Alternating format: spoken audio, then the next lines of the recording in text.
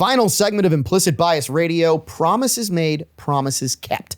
I told you in hour one that we were going to identify the CIA handler who allegedly mastered, according to some of his own memos, implanting memories, erasing memories. We were talking about Ariana Grande at the end of hour one.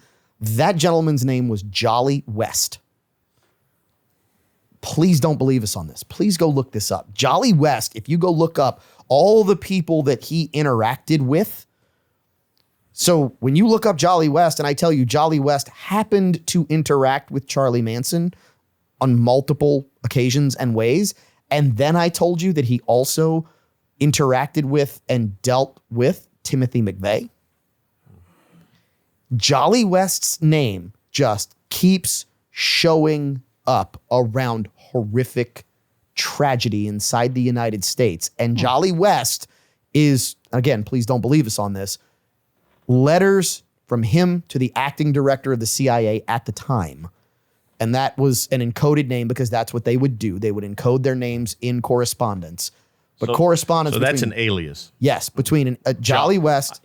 Jolly West is his real name. Okay. But he had an alias in his communications with the director of the CIA, who also had an alias. Last name Gottlieb was the alias that was used, I believe, something of that nature. But it's out there, right? So when we think about the whole Ariana Grande and her saying, and by the way, if you didn't catch that, go back and catch hour one on podcast. Go catch us on YouTube, on Facebook, on X, on Instagram. It's all there. All our links are there on our website, implicitbiasradio.com. So it's all there. It's all laid out. Jolly West was associated with MK Ultra as well.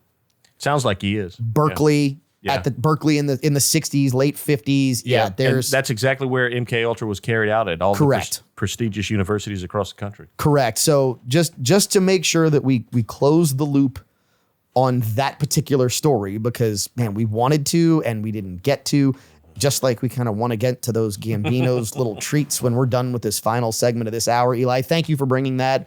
I appreciate you also not attempting to bring a king cake, because I know you still can bake one, but you understand the rules. King cake's out of season. We've been through this. Correct. Yes, we've been down that road. We tried sneaking one in, though. Yeah, you probably did. You tried king cake contraband. Yeah, exactly. Right? No, we have the King Cake King, the KCK, not the KCC, not King Cake Contraband. King Cake Contraband. There's something to that. That you need to trademark that. Yeah, well, a contraband king cake. Yeah, there's something there. Yeah, there's something there. There's something there, but it better not be an out-of-season king cake, because that just shouldn't happen. We know this shouldn't happen. Definitely a float name at the very least. You don't think they could make like a king cake Easter cake or something? Don't tell Kavan, but yeah, we do. I'm telling you, after the lecture you gave him, there's got to be a year-round. We make an Easter king cake. We make a 4th of July cake. Okay, it's actually called a freedom cake for 4th of July. So it's a freedom cake on 4th of July. Freedom cake. It's an Easter cake on Easter. It's not a king cake. It's like a Christmas tree. You make it into a Mardi Gras tree, and like these Christmas trees stay up all year. Look, a Mardi Gras tree is a thing.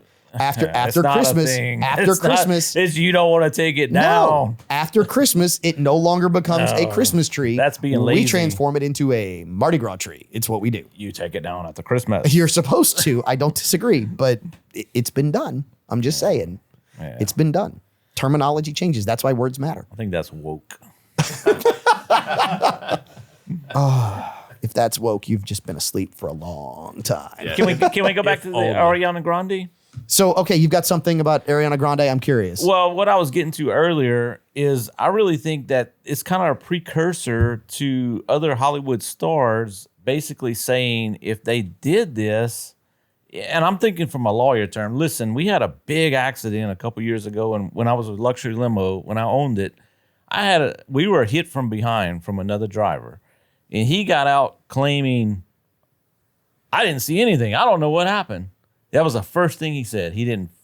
Police statement. I had 20-something people on the bus. Police statement. He didn't say nothing. He's just like, I didn't know. I don't know what happened. But this is kind of what I'm talking about with this. What if your memory's clear and the Epstein files come out and? So you think they're setting up a legal defense to say I have no recollection of anything that's happened? When you get into the legal capacity of things change. What if I don't remember anything? what can you legally do to me? To be fair, it makes a ton of sense from this perspective. I got hit by a guy, very clearly ran a red light. No one else stopped, but some people ran by and they said, man, are y'all okay? Dude, you ran that red light and he hit me broadside. Because no one else was there to corroborate my story, he basically said, I don't know what happened. He didn't say whether he ran it or not. He didn't say I ran a red light. He just said, I don't know what happened. Playing dumb. And what did they do? They said, oh, it's a no-fault accident because we can't determine who ran what. And it's like, what? Mm-hmm. Which, to your point, could be a legal defense. Right. I was floored by, I was never kind of like in the legal process of things like that, but this guy knew what he was doing. And I really think with these Hollywood stars, with all this stuff coming out, that's eventually going to be profiled and these names coming out, I don't know what happened. I think it's completely plausible. It's a good theory, without a doubt. With the craziness that's going on in the world today, I tend to look at her as more of the victim in this whole scheme that I think had transpired. So I don't know why that would play out, but I think as things happen with the Diddy case, we may know more. We may know more about it. So it's all speculation. So follow me here, because you can be both a victim and a criminal all at the same time. Correct. Yeah, sure. So it is possible that she can fulfill both of those roles. I think. Yeah, I like it. It's completely plausible. I think we are going to find out, because if there's one thing I think we know, and I love this conversation about, oh, should a 20-year-old be going through your taxes? Well, the IRS has already been hacked because apparently the 90-year-old working there couldn't take care of my records in the first place. So we might as well have a 20-year-old looking at it. Yeah. What I know is this.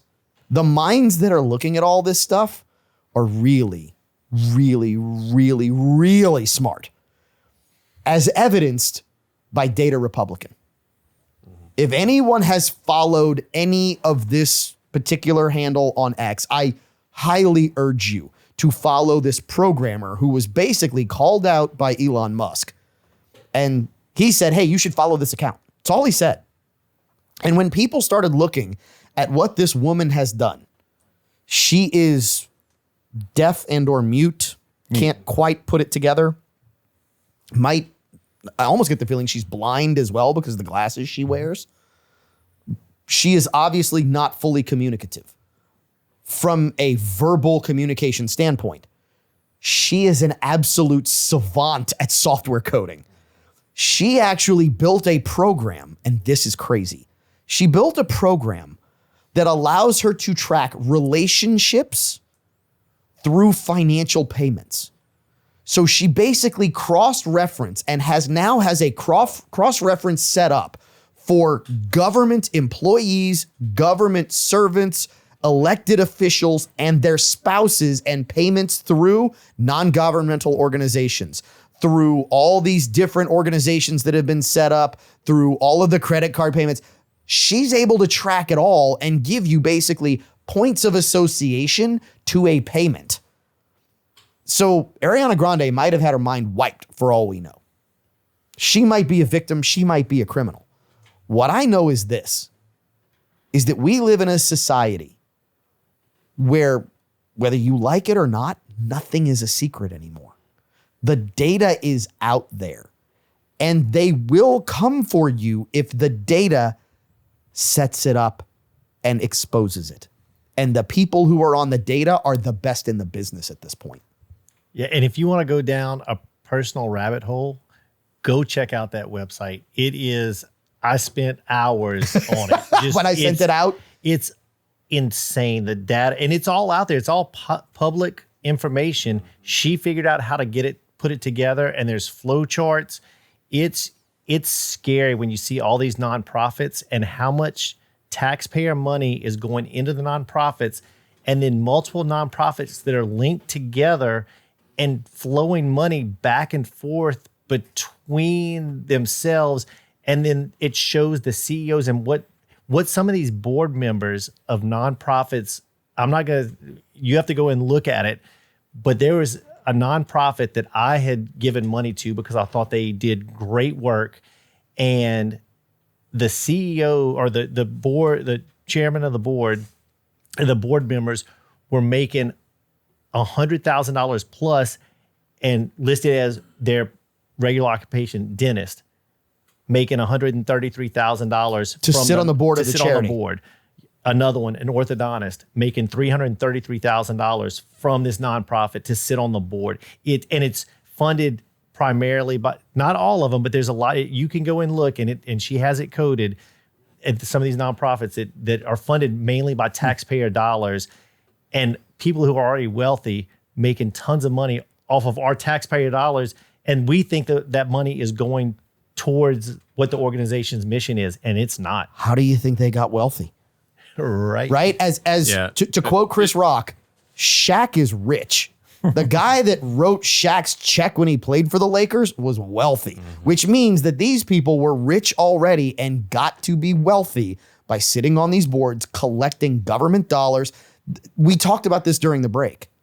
These people are the raptors of financial systems. And when we say that, we're referencing Jurassic Park, right? They are always testing each little segment to see where people know and where the weak spots are. They know the weak spots. They know the weak spots well. And they know that you don't know the weak spots and that we don't know the weak spots. So what do? They plug into the weak spot. They let the cash flow through, and they just be real nice and quiet about it so they can make sure that their bank account keeps going. Like Oprah on a 6-day buffet bender, right? I mean, they are rolling into it and filling up their bank accounts, and it's coming, a lot of it, not all of it, but a lot of it from you and me, whether it's charitable donations or governmental donations. Good old 80s Oprah in your... Yep. Anyway, I know nothing about what the person y'all were speaking about. Admittedly, I'm continuing along multi-decades trend of not doing homework. But I can tell you from what y'all just said, her life's in danger. I hope she's got security. You know what? We hope she does, because it's in our implicit bias that she keeps doing what she's doing. Don't miss any episodes of the show. Find us on our website, implicitbiasradio.com, wherever you get podcasts, all of our socials. We look forward to bringing you more solving of the problems of the world, one weekly whiskey at a time, on next week's episode of Implicit Bias Radio. We'll see you in 7.